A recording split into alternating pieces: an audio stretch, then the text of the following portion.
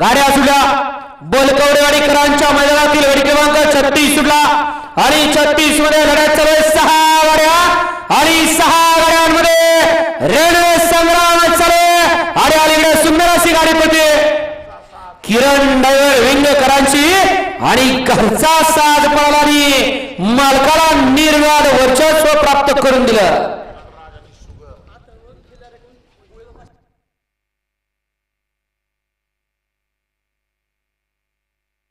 आतर्व किलारे बोला बैलाचे मालक यांच्याकडून गोळीला 500 रुपयाचं बक्षीस आहे।